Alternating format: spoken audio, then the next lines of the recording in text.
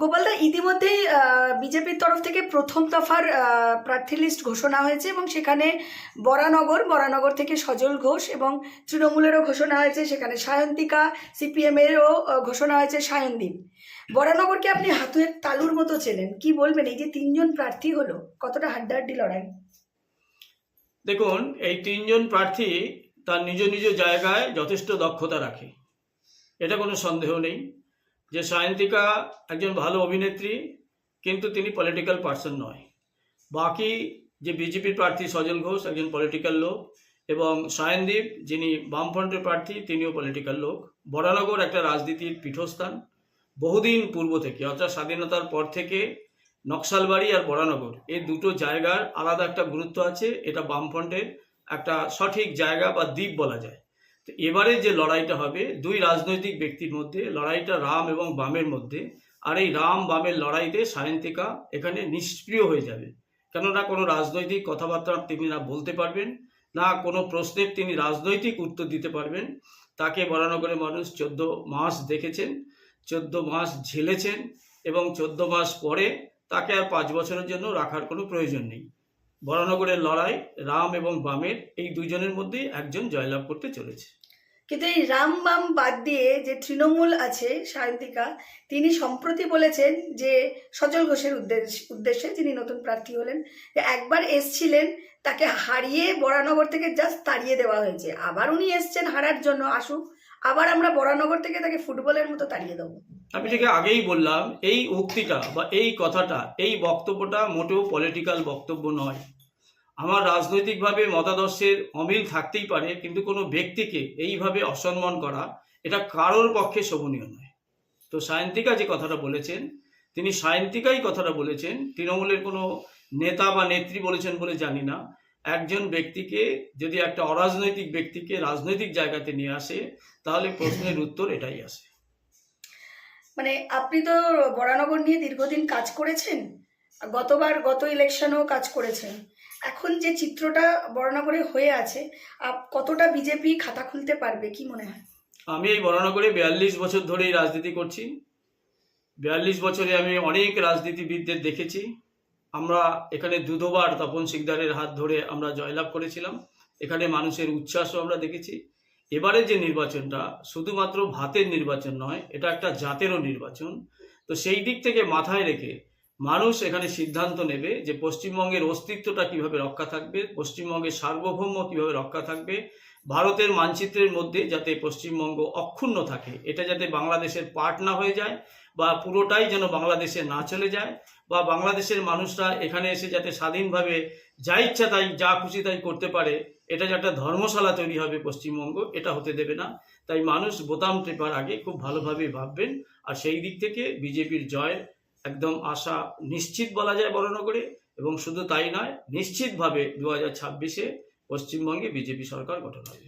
শুধু কি জাতপাতের ওপর ভরসা করে বা হিন্দু মুসলিম করে খাতা খুলতে পারবে বরানগরে বিজেপি? আমরা আজও পাকিস্তানি যারা আছেন, তারা কিন্তু ভারতকে না ইন্ডিয়া বলে না ভারত বলে, তারা হিন্দুস্তান বলে।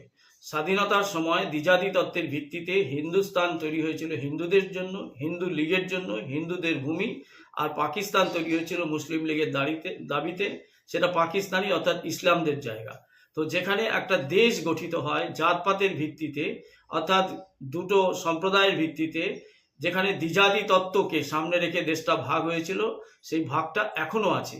যে অর্থাৎ চুক্তিটা যেটা হয়েছিল, ট্রিটি যেটা হয়েছিল, সেটা এটাই ছিল। সুতরাং এইটা যখন ছিল, এটা হিন্দু ভূমি, হিন্দু ল্যান্ড, হিন্দুরাই এখানে প্রাধান্য পাবে।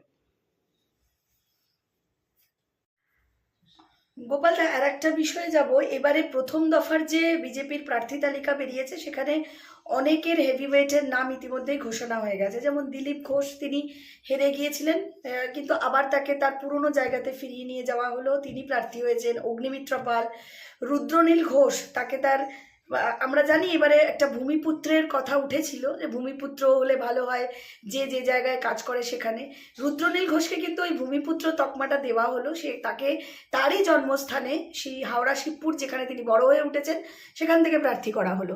এরকম অনেক হেভিওয়েট নাম এসছে সামনে। সবথেকে হেভিওয়েট শুভেন্দু অধিকারী, তাকে দুটো কেন্দ্র থেকে লড়াই করার জন্য ঘোষণা করা হয়েছে, একটা নন্দীগ্রাম, দুটোই হাই ভোল্টেজ কেন্দ্র, আর একটা ভবানীপুর মমতা বন্দ্যোপাধ্যায়ের বিরুদ্ধে। কিভাবে দেখছেন বিষয়গুলোকে? না দেখুন, বিজেপির যে প্রথম তালিকা বের হয়েছে, তালিকা আমাদের যে সংসদীয় কমিটি আছে সেই কমিটির মধ্য দিয়েই কিন্তু এই তালিকাটা পাস হয়েছে, এবং চূড়ান্ত তালিকাতে প্রধানমন্ত্রীরও একটা মতামত থাকে।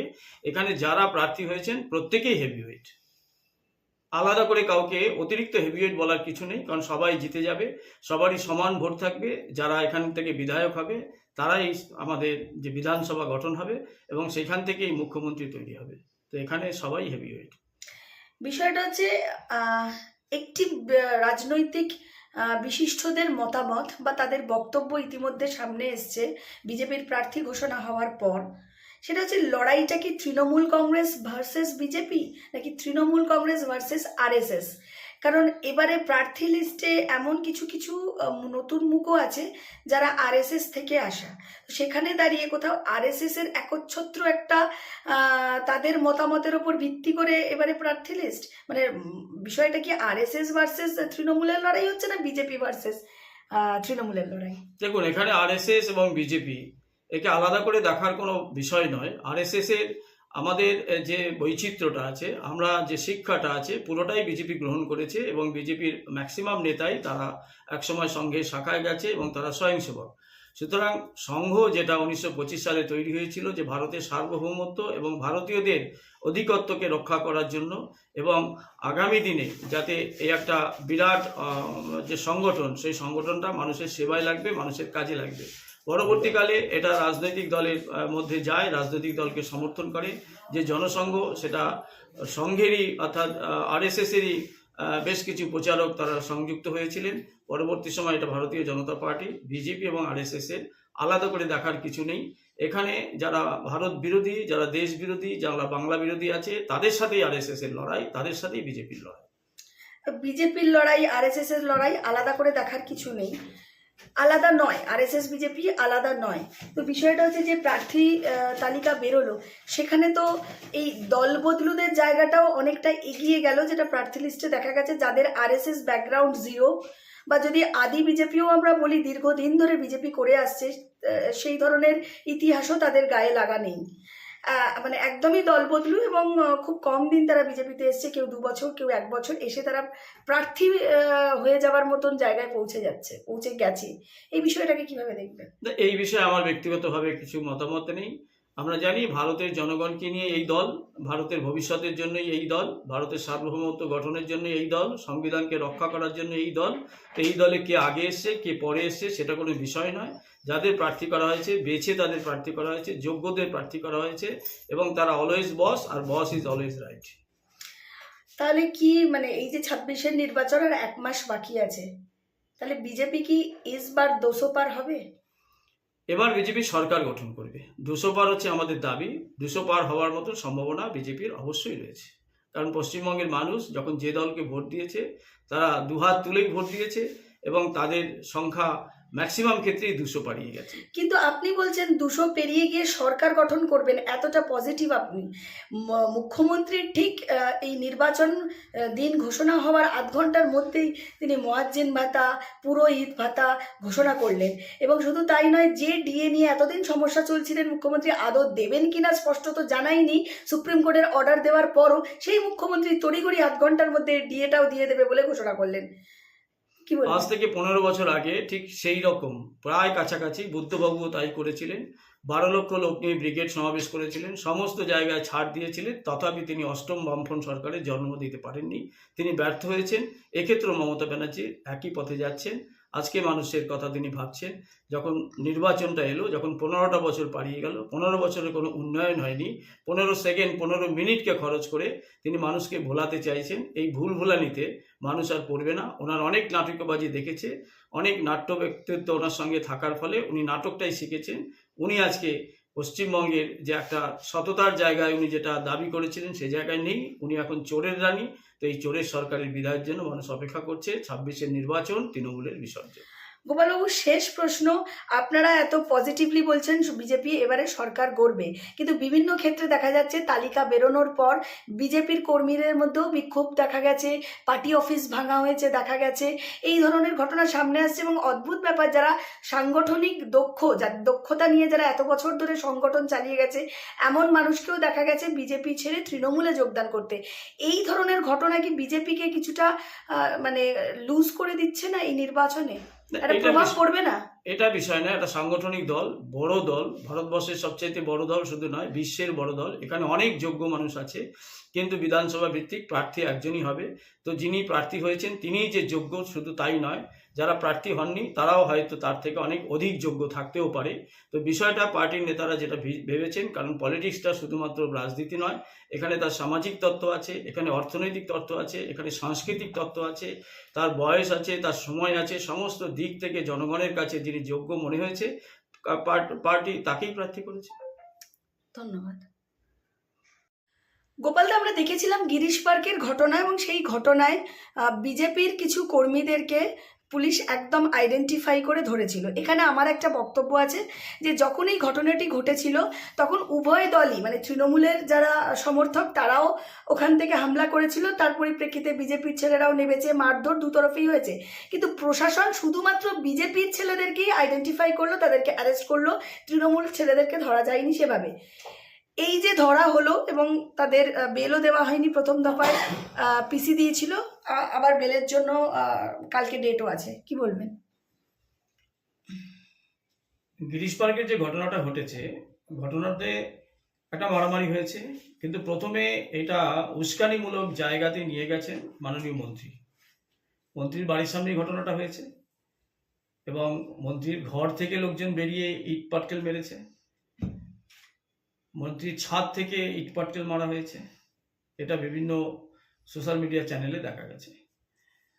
তো ঘটনা যেটা হচ্ছে, এটাতে কমপ্লেনটা কিন্তু ওরা করেনি, কমপ্লেনটা বিজেপিও করেনি। যে ঘটনাটা গিরিশ পার্কের হয়েছে, পরে অবশ্য কমপ্লেন হয়েছে, অন্য কমপ্লেন, সেটা পুলিশ সুমোটো কেস করেছে, যে ওখানে পুলিশের গাড়ি আক্রান্ত হয়েছে, পুলিশ কর্মী আহত হয়েছে, ভাঙচুর হয়েছে, এর ওপরে পুলিশ সুমোটো কেস করেছে। এবং তাতে তাদের কাছে যে ভিডিও রিপোর্ট বা এগুলো যেগুলো ছিল, তাতে এরা সন্দেহ করে বরানগর থেকে 5 জনকে, এবং ওখানে পাশেই শ্যামপুকুর থেকে 4 জনকে অ্যারেস্ট করেছে। তাদের বেল হয়নি, কারণ যে ধারাগুলো দিয়েছে পুলিশ, যত ধারা আছে 13খানা ধারা, তার মধ্যে অ্যাটেম্প টু মার্ডার যেটা আছে BNS 109, এছাড়া আরেকটা হচ্ছে যে পাবলিক এটাকে ভায়োলেশন হয়েছে নম্বর 8-এ, এই দুটোতেই 10 বছরের ওপরে শাস্তি আছে। তো আমরা জানি যে ম্যাজিস্ট্রেট কোর্টে 10 বছরের সাজা থাকলে ম্যাজিস্ট্রেটের একটা জুরিডিকশন আছে, সেই কারণে পুলিশ প্রায় 27 তারিখ পর্যন্ত, অর্থাৎ 12 দিনের রিমান্ডটা চেয়েছিল। তো উনি প্রথমে 5 দিনের রিমান্ডটা অ্যালাউ করেছিলেন, কিন্তু ঈদ পড়ে যাওয়ার জন্য অন রিকোয়েস্টে সেটা একদিন কমিয়ে ওটা 19 তারিখে পরবর্তী দিন ধার্য করা হয়েছে। তো আগামীকাল 19 তারিখে তো আমরা কোর্টে যাব। কিন্তু ঘটনাটা যেটা বোঝা গেছে যে পুলিশও তদন্ত করেছে, ওর মধ্যে অনেক ছেলে আছে যারা সেই দিন ওখানে যায়নি, তারা অন্য পথে ছিল, এবং এই 9 জনের মধ্যে একজন নন পলিটিক্যাল, অর্থাৎ রাস্তা থেকে লোকটাকে ধরা হয়েছে। তো তারও বেল হয়নি, তারও সাজা হচ্ছে। তো বস্তুতপক্ষে যেটা হচ্ছে যে তৃণমূলের দাসত্ব হিসাবে পুলিশ কাজ করেছে। তো সেভাবেই পুলিশ শুধুমাত্র বিজেপি কর্মীদেরকে অ্যারেস্ট করেছে, তৃণমূল কর্মীদেরকে অ্যারেস্ট করেনি।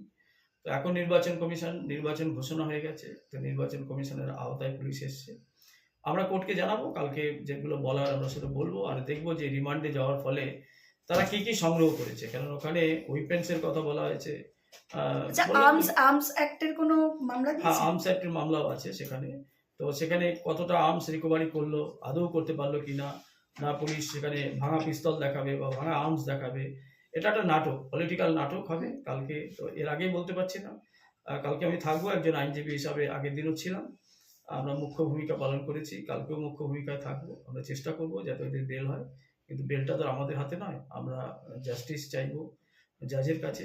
জাজ, ম্যাজিস্ট্রেট, আমি আগেই বললাম, এগুলো যদি একটু ওপরে হয়, সেশন কোর্টে হয়, তাহলে বেলগুলো পাওয়া যায়। তো কালকে বেল হওয়ার সম্ভাবনা আছে। গোপালদা, এখানে আমি একটা প্রশ্ন রাখবো, যেহেতু আর্মস কেস দিয়েছে, আপনিও বললেন এই ধরনের মামলার বেল এটা হাইকোর্ট ছাড়া কোনো লোয়ার কোর্টে কি সম্ভব? না না, আর্মস কেস দিলেই তো হবে না, আর্মসটাকে তো রিকভারি করতে হবে, তাকে তো না, তদন্ত বেল করতে হবে। পদ্ধতিটা কি বেল হাইকোর্টে না পদ্ধতিটা গিয়ে সেটা ম্যাজিস্ট্রেট, লোয়ার কোর্ট থেকে করা যায়? লোয়ার কোর্টে বলতে দেখুন ম্যাজিস্ট্রেট কোর্টে এটা সম্ভব না। হুম। এটা সেশন কোর্ট হলে পরে, অর্থাৎ ডিস্ট্রিক্ট কোর্ট লেভেল যেটা হয় সেখানে সম্ভব আছে, তারা দিতে পারে। আর সেখানে যদি ডিস্ট্রিক্ট কোর্টেও রিজেকশন হয়ে যায়, তখন আমরা হাইকোর্ট থেকে এটাকে আরো ভূমিকা নিয়ে এটাকে করা যেতে পারে। হাইকোর্ট থেকে বেল হবে, বেল তো ওদের হবেই। এটা তো পলিটিক্যাল বিষয় আছে, সামনে নির্বাচন আছে, ছেলেগুলো ভালো ছেলে, বরানগরের গুরুত্বপূর্ণ ভাবে কাজগুলো করছিল, তৃণমূলের সেই সঙ্গে জায়গায় চোখে দাঁড়িয়ে চোখ রেখে। এই যে বিজেপির কর্মীদেরকে এভাবে আটক করলো, বরানগর কর্মীদের, আপনি বরানগরের মানে একদম প্রথম সারির একজন নেতা হয়ে মানে ওনাদের পাশে থাকবেন কিভাবে, মানে বেল করানোর জন্য উদ্যোগ নেবেন? না, আমি তো যতটা রাজনীতির সঙ্গে জড়িয়ে আছি, আমার পেশা ওকালতি, তো আমি সেই ক্ষেত্রে তো ওদের সঙ্গে আছি, আমরা ছাড়াবার জন্য। তো আদালতে তো আর এখানে রাজনীতির কোনো প্রশ্ন নয়, আদালতে যে কাজটা আমাদের করার, জুডিশিয়াল যে কাজটা করার, সেটা আমরা নিশ্চয়ই করব।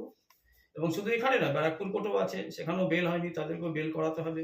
আজকেও একটা ঘটনা ঘটেছে, বরানগর থেকে একজন কর্মীকে পুলিশ অ্যারেস্ট করেছে, তার একটা পুরনো কেসে। তাকে আগে সে থানায় হাজিরা দেয়নি, তো তাকে আজকে অ্যারেস্ট করা হয়েছে। তো খুঁজে খুঁজে খুঁজে খুঁজে বিজেপির কর্মীদেরকে এটা করা হচ্ছে, এটা একটা প্রতিহিংসা। এটা তৃণমূল কংগ্রেসের নির্বাচনী একটা বিধিবিদ্ধ একটা খুব খারাপ জিনিস, ব্যাড থিং, বাজে চিন্তা ভাবনা, যে রাজনৈতিক লড়াই না লড়ে অন্য দলের, অপোজিট দলের ভালো ভালো কর্মীকে তুলে নেওয়া, তাদের উপর চাপ সৃষ্টি করা, আতঙ্ক তৈরি করা, যাতে আরো একটু মানে দলটাকে দুর্বল করে দেওয়া। দলটাকে দুর্বল করে দেওয়া, তাদের পরিবারের মধ্যে একটা সন্ত্রাস তৈরি করা, আরো কর্মী যারা আছেন নতুন কর্মী তারা ভয় পেয়ে যাবে। এইভাবে ওরা বুথ ফাঁকা করতে চাইছে, যাতে বুথে এজেন্ট না দেওয়া যায়। তো আমার মনে হয় যে বুথে এজেন্ট দেওয়াটা বা না দেওয়াটা, সেটা তৎকালীন সময় দেখা যাবে। যখন পরিবর্তন হয়েছিল, কংগ্রেস থেকে সিপিএম যখন এসেছিল, তখন বুথে কোনো লোকই ছিল না, কিন্তু তথাপি কিন্তু কংগ্রেসকে চলে যেতে হয়েছিল, 25 বছরের কংগ্রেসকে, সেখানে সিপিএম এসেছিল। পরবর্তী সময় আমরা যখন সিপিএম চলে গেল 2011 সালে, তখনও আমরা দেখলাম যে বহু জায়গায় কিন্তু তৃণমূল কংগ্রেস বুথে লোক বসাতে পারেনি, তথাপি কিন্তু বাংলার মানুষ টিএমসিকে জিতিয়ে দিল এবং সিপিএমকে ধূলিসাৎ করে দিল। এবারও তাই হবে, বুথে লোক থাকলো কি না থাকলো, মানুষ এখানে গণদেবতা, মানুষ যখন ভোট দিতে যাবেন, নিজের ভোট নিজে দেবেন, নির্বাচন কমিশন তার ব্যবস্থা করছেন। সুতরাং সেই ব্যবস্থাতে দাঁড়িয়ে নিশ্চিতভাবে এবার বিজেপির জয়লাভ করবে এবং তৃণমূল কংগ্রেসের পরাজয়, এটা নিশ্চিত।